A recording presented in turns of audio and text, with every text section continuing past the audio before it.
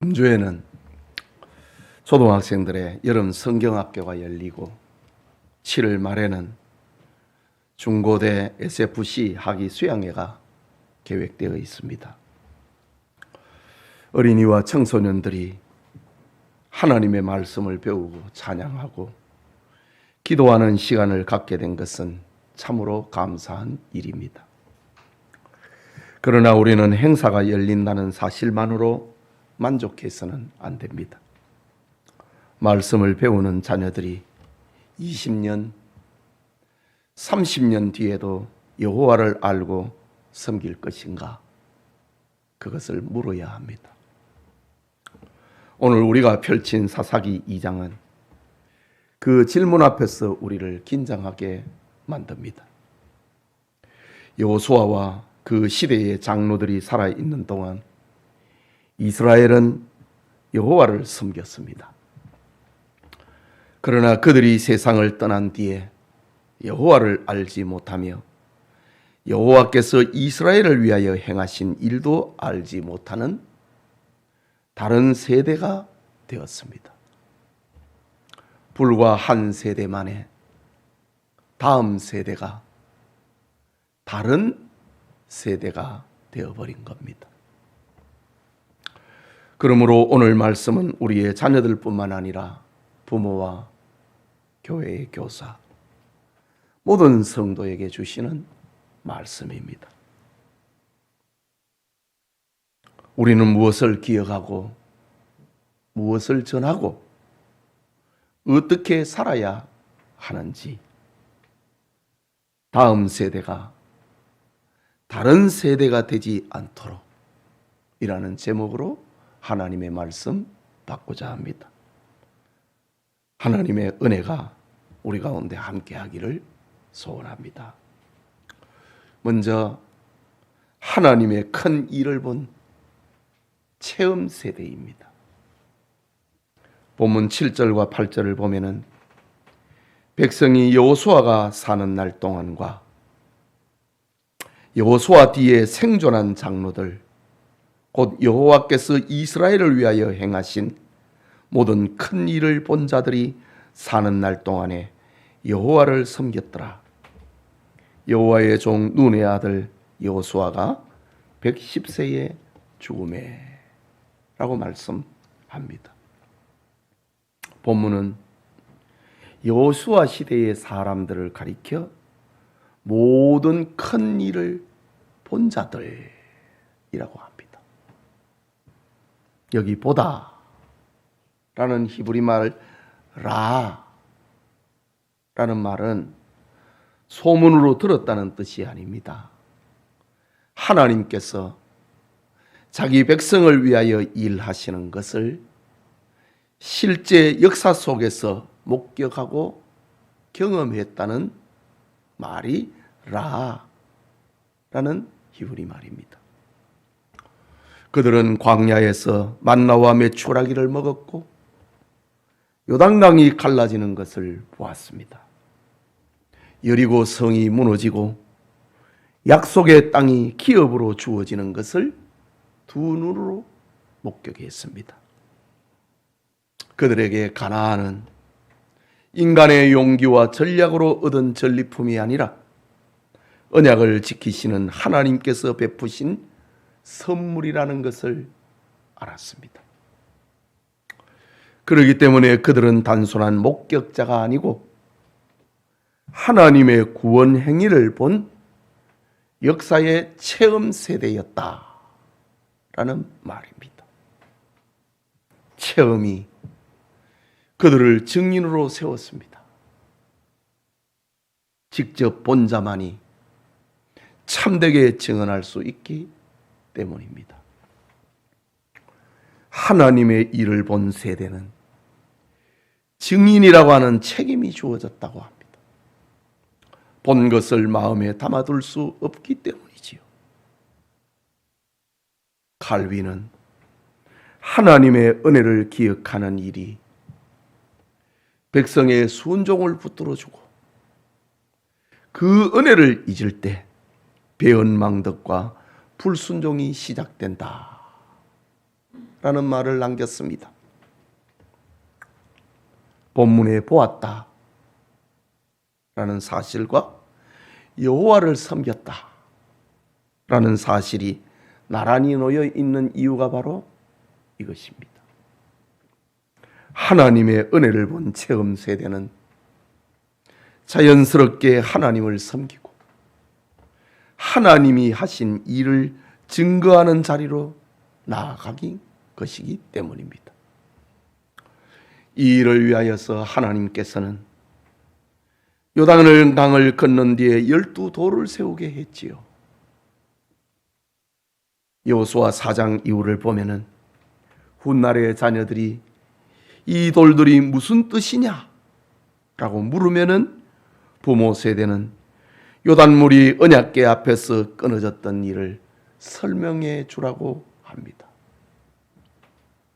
돌은 말 못하지만은 부모는 말해야 한다는 뜻이지요. 유월절도 마찬가지입니다.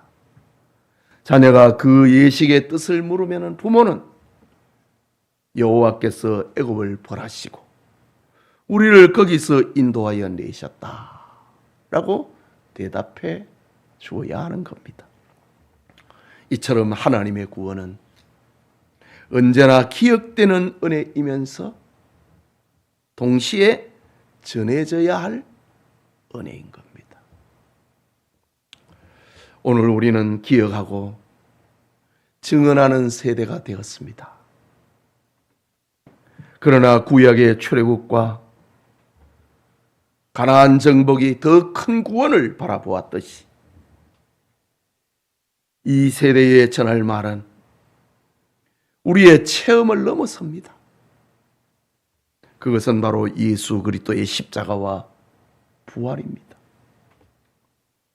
예수님께서 죄와 사망의 권세에서 우리를 건져내셨고 부활로 영원한 기업의 문 천국을 열었다고 하는 사실을 전해주어야 하는 겁니다. 교회는 이 복음을 보고 들은 증인의 공동체인 겁니다. 그래서 사도들은 우리는 보고 들은 것을 말하지 않을 수 없다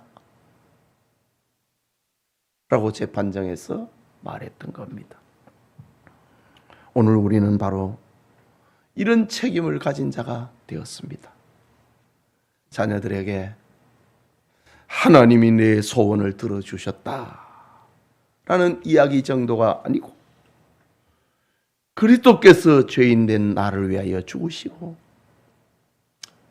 다시 살아나셔서 나는 하나님의 자녀가 되었다. 이 복음을 전해야 한다는 말입니다. 그런데 말로만 전하는 것으로는 충분하지는 않습니다. 우리의 삶이 그 복음의 진실성을, 진정성을 말해 주어야 합니다. 아이들은 어른들의 말을 듣지만은 동시에 어른의 삶을 봅니다. 예배를 소중하게 여기는 모습, 어려움 속에서도 하나님을 신뢰하는 태도, 잘못했을 때 회개하는 모습을 보는 겁니다. 부모가 교회에서는 경건한 말을 하면서 가정에서는 분노와 거짓으로 산다면 아이는 말보다 삶을 믿습니다. 반대로 부모가 부족해도 잘못을 인정하고 다시 하나님의 말씀 앞에 선다면 아이는 하나님의 은혜가 실제라는 것을 배우게 될 것입니다. 우리의 입술은 복음을 말하고 우리의 삶은 그 복음이 참되다는 것을 증언해야 하는 겁니다. 우리에게 이런 은혜가 있기를 축복합니다. 그게 둘째로 여호와를 알지 못한 단절된 세대의 출현입니다. 10절에 그 세대의 사람도 다 그 조상들에게로 돌아갔고 그 후에 일어난 다른 세대는 여호와를 알지 못하며 여호와께서 이스라엘을 위하여 행하신 일도 알지 못하였더라 라고 말씀합니다. 본문에 알다 라는 말이 반복됩니다. 알지 못하였다, 알지 못하였다. 안다, 이 말은 히브리 말로 야다 라는 말입니다. 이것은 이름과 정보를 기억한다는 뜻을 넘어 관계 속에서 인정하고 신뢰하고 섬기는 알을 말하는 겁니다. 체험적인 알이지요. 삶으로 나타나는 암. 우리 지식하고 깨닫는 거하고 좀 다르잖아요. 깨닫는 거는 삶이 동원이 되는 겁니다. 그냥 아는 거는 그 정보입니다. 야다는 우리의 표현으로 하면 깨닫는 걸 말합니다. 삶이 따라오는 거, 그 깨닫는 겁니다. 삶이 안 따라오는 것은 정보입니다.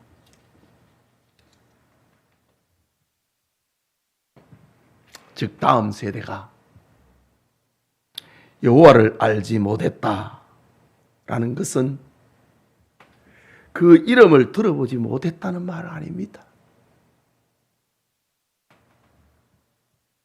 여호와를 언약의 하나님으로 섬기지 않았다는 말입니다. 언약의 하나님, 조상들에게 약속하시고 그 약속하신 것을 반드시 이루어 가시는, 자기 백성 되게 하시는, 내가 너로 큰 민족을 이루고 네 이름을 창대하게 하고 너로 세상에서 복의 근원이 되게 하겠다고 하는 그 언약의 하나님으로 알지 못했다는 말입니다. 하나님의 구원 행위를 자신의 믿음과 삶을 규정하는 현실로 받아들이지 않았다. 여호와를 알지 못했다. 여호와께서 행하신 일도 알지 못했다 라는 말입니다. 본문에는 이렇게 두 가지의 단절을 기록하고 있습니다. 하나님을 알지 못했고 하나님께서 행하신 일도 알지 못했다 라는 사실입니다. 다른 세대는 다음 세대가 다른 세대가 되어버렸는데 하나님을 아는 신앙과 하나님의 일을 기억하는 신앙이 함께 무너져 버린 겁니다. 이런 비극이 어떻게 일어났을까요? 외추hen이라는 성경 주석가는 경건한 조상의 믿음이 후손에게 자동으로 전달되는 것은 아니며 각 세대가 말씀을 통하여 하나님을 알고 섬겨야 한다라고 했습니다. 말하자면 믿음은 혈통으로 유전되는 게 아닙니다. 하나님께서는 어린 자녀들을 언약의 공동체 안에 두셨습니다. 그리고 부모와 교회가 말씀으로 가르치도록 명하셨습니다. 이것이 성경에 흐르는 언약의 가정에서 다음 세대를 향한 하나님의 메시지입니다. 신명기 6장에 잘 나타나고 있지요. 6장 7절, 6절에서 7절을 보면은 이 말씀을 내 마음에 새기고 내 자녀에게 부지런히 가르치며 집에 앉았을 때나 길을 갈 때나 누워 있을 때나 일어날 때나 말씀을 강론하라고 하셨습니다. 여기에 순서가 아주 중요합니다. 이 말씀을 네 마음에 새기고 먼저 부모된 이들이 하나님의 말씀이 마음에 있어야 됩니다.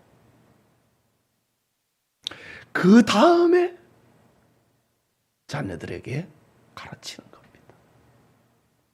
마음에 없는 말씀은 그거는 힘이 없습니다. 오래 전달되지도 못합니다. 한번 던지는 말, 그걸로 끝나버린다. 부모가 말씀으로 위로받고 말씀 앞에 욕심을 내려놓는 모습을 자녀가 보아야 합니다. 신앙교육은 특별 행사 한 번으로 완성되는 게 아닙니다. 식탁에서, 잠자리에서, 기쁠 때와 어려울 때 부모가 하나님의 말씀으로 사건을 해석하고 자녀와 함께 기도해야 하는 겁니다. 이것이 없으면 본문의 사사시대처럼 다른 세대가 일어나는 겁니다. 그 결과는 어떠했습니까? 다른 세대가 출현했다는 것은 오늘날로 표현하면은 단순히 교회 출석 인원이 줄어들었다는 말이 아닙니다.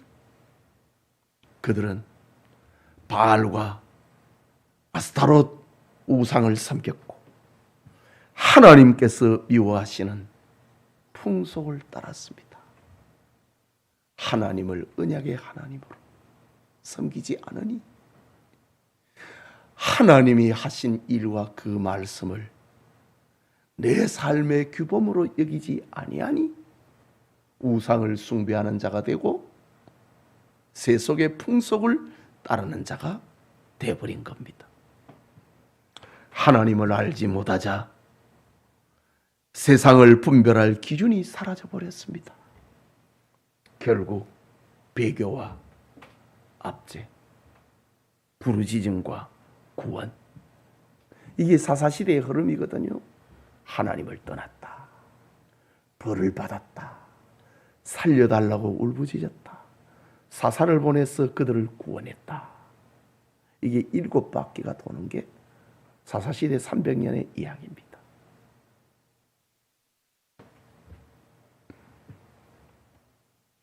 악순환이 반복되는 터널에 빠져버린 겁니다. 여러분, 신앙이 단절되면은 개인의 종교 생활만 약해지는 게 아닙니다. 가정의 가치관이 흔들리고 공동체의 정의가 무너지고 각 사람이 자기 욕망을 진리로 삼게 됩니다. 사사기의 마지막 절 21장 25절은 그것을 말합니다. 그때에 이스라엘의 왕이 없으므로 사람이 각기 자기 소견에 옳은 대로 행하였더라. 신앙이 없으니까 가치관이 흔들려 버렸다. 정의가 무너져 버렸다. 자기 욕망을 진리로 여기는 겁니다. 그게 자기 소견에 옳은 대로 행했더라 라는 겁니다. 여러분, 신앙의 단절은 대부분이 노골적인 배교보다도 거룩한 침묵에서 시작됩니다. 침묵에서 시작됩니다. 하나님의 말씀을 가졌지만은 침묵하는 것, 거룩한 침묵에서 신앙의 단절은 시작됩니다. 어른이 하나님을 믿으면서 자녀에게 말하지 않고 예배는 드리면서도 가정에서는 기도하지 않을 때 아이들은 신앙과 신앙을 삶과 분리된 종교로 배우게 됩니다.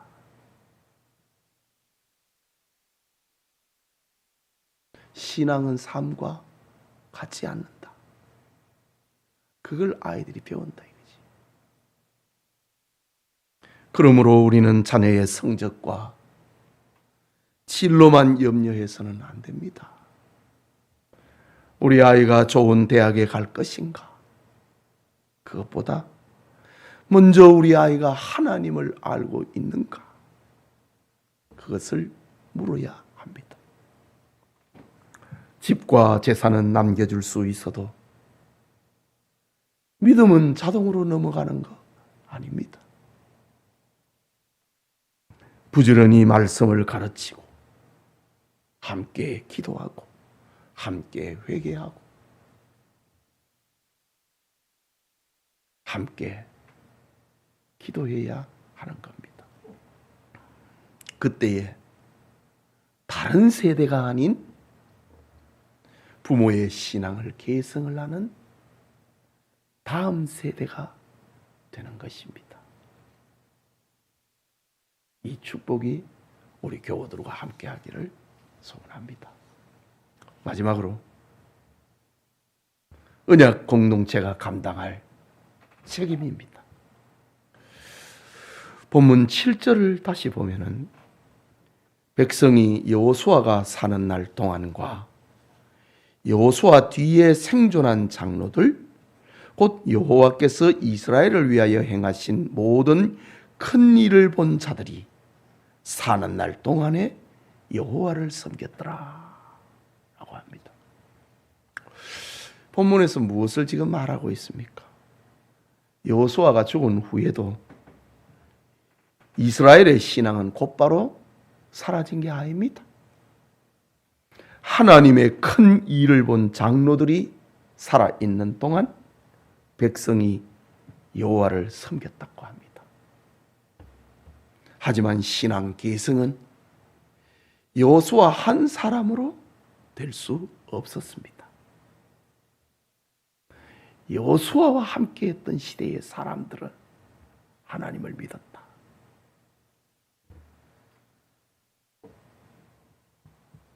신앙의 계승은 여호수아 한 사람으로 된 것이 아니었다.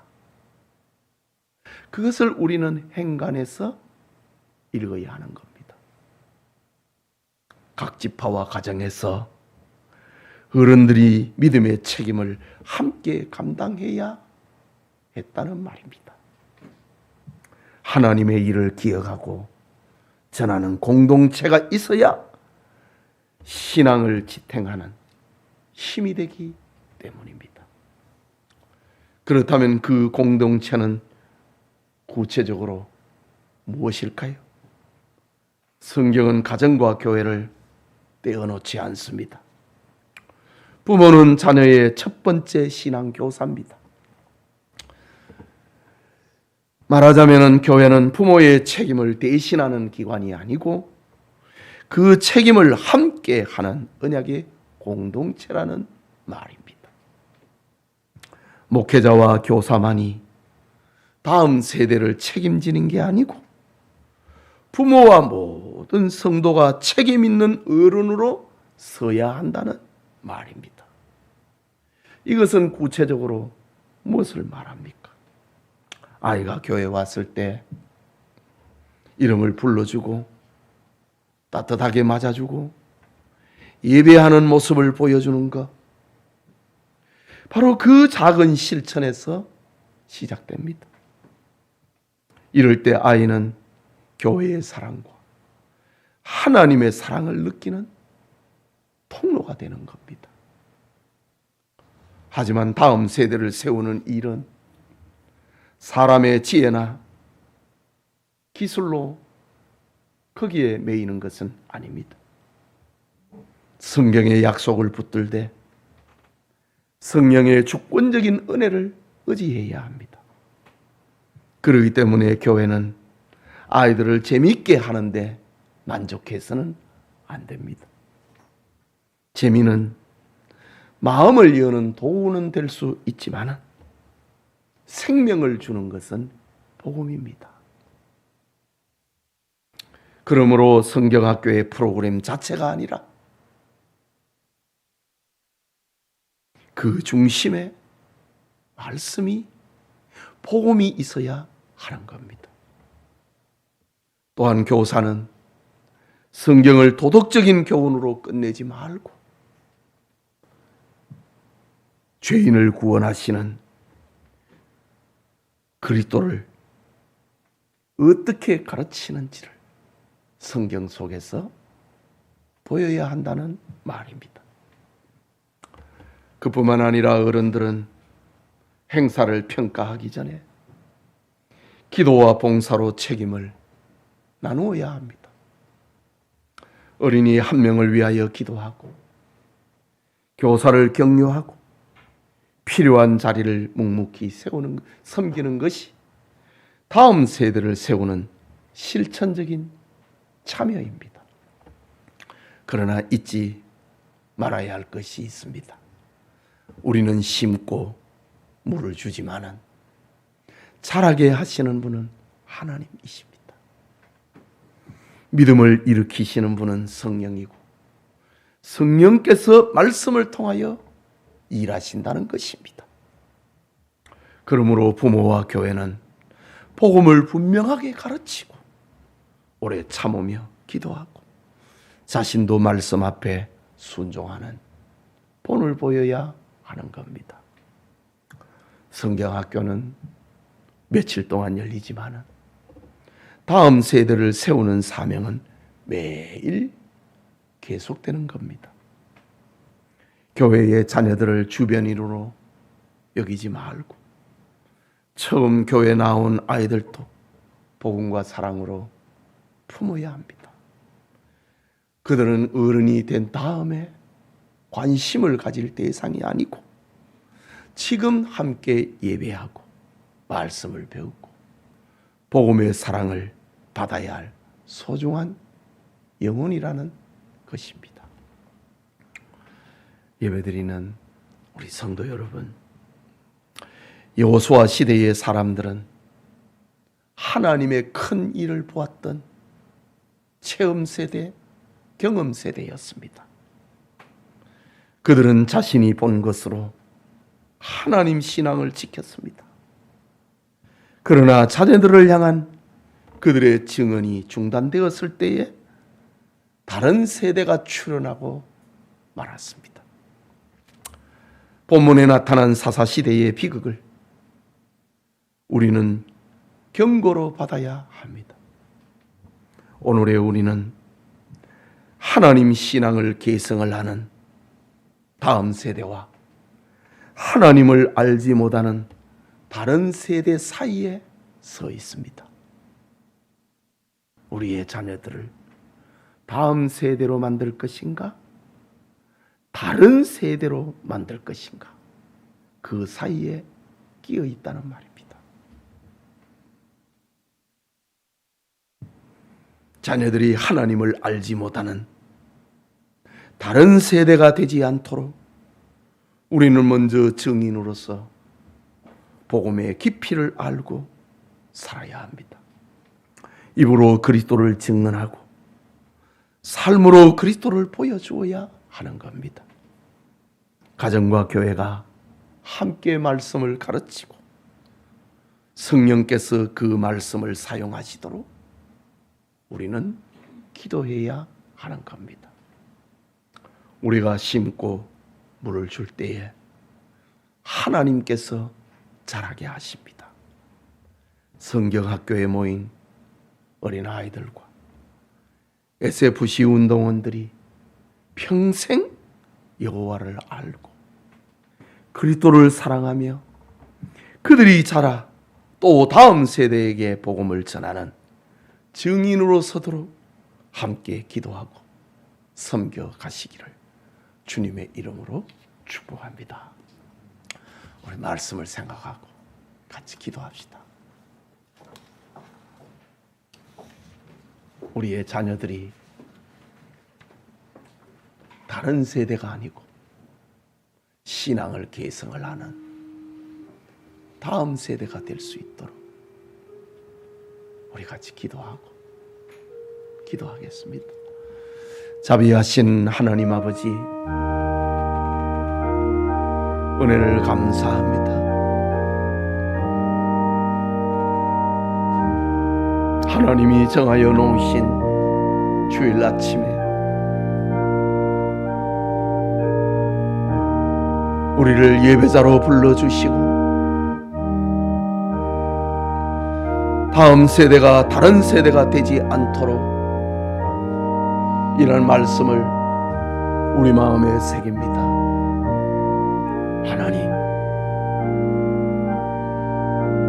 하나님의 말씀을 마음에 새기고 그것을 자녀들에게 부지런히 말하는 이 일에 부모와 교회가 협력을 하는 그런 은혜가 우리 교우들의 가정에 임하게 하여 주시옵소서. 하나님 감사합니다. 자비하신 하나님 아버지, 받은 말씀을 새기고 기도합니다. 우리 교우들의 가정에 은혜를 베풀어 주시고 다른 세대가 일어나지 않고 신앙을 계승을 하는 다음 세대가 계속되게 하여 주시옵소서. 예수님 이름으로 기도합니다. 아멘.